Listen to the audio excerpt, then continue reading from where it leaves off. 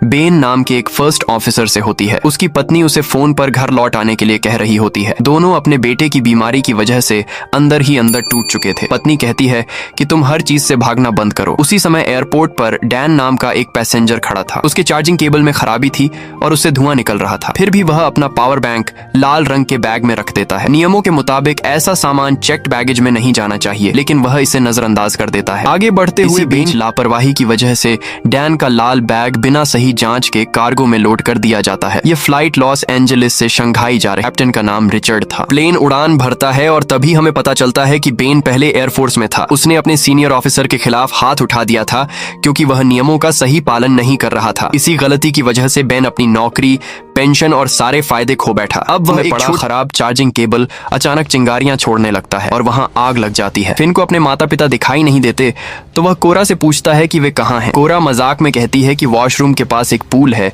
और वे वहीं गए हैं। फिन वहां पहुंचता है लेकिन गलती से दूसरे हिस्से में चला जाता है। वहां एक आदमी वीडियो गेम खेल रहा था। फिन उसके पास बैठकर उसके साथ खेलने लगता है। कॉकपिट में अचानक वार्निंग आती है। कार्गो कंपार्टमेंट में स्मोक और फायर डिटेक्ट हो चुकी थी। बेन तुरंत फायर सप्रेशन सिस्टम एक्टिव करता है लेकिन सिस्टम सही तरह से काम नहीं करता। हालात बिगड़ते देखकर वह रेडियो पर सबसे नजदीकी एयरपोर्ट की जानकारी मांगता है। उन्हें ग्वाम इंटरनेशनल एयरपोर्ट सबसे नजदीक मिलता है जो करीब 400 नॉटिकल माइल्स दूर था। इसी दौरान कोरा अपने पिता को कॉल करने के लिए वॉशरूम की तरफ जाती है। वहीं प्लेन के 2 क्रू मेंबर्स फायर एक्सटिंग्विशर लेकर कार्गो में पहुंचते हैं और आग बुझाने की कोशिश करते हैं, लेकिन आग तेजी से फैलती है। जलता हुआ कंटेनर अपने बंधनों से छूट जाता है और आगे सरकते हुए कुछ सिलेंडर्स से टकरा जाता है। इसके बाद प्लेन के अंदर तबाही मच जाती है। सिलेंडर्स के फटते ही प्लेन के ढांचे में एक बड़ा छेद हो जाता है। सामान हवा में उड़ने लगता है और कई यात्रियों को चोट लगती है। इसी अफरा तफरी में लिली कोरा को पकड़कर सुरक्षित रखने की कोशिश करती है। सभी यात्रियों के सामने ऑक्सीजन मास्क नीचे गिर जाते हैं, लेकिन कोरा के पिता और स्टेप मदर वॉशरूम में बेहोश पड़े हुए थे। उड़ता हुआ सामान कई लोगों को घायल कर देता है। किसी तरह कैप्टन रिचर्ड प्लेन को नीचे सुरक्षित ऊंचाई पर ले आता है। फिर वह अनाउंसमेंट करता है कि अब प्लेन सुरक्षित ऊंचाई पर है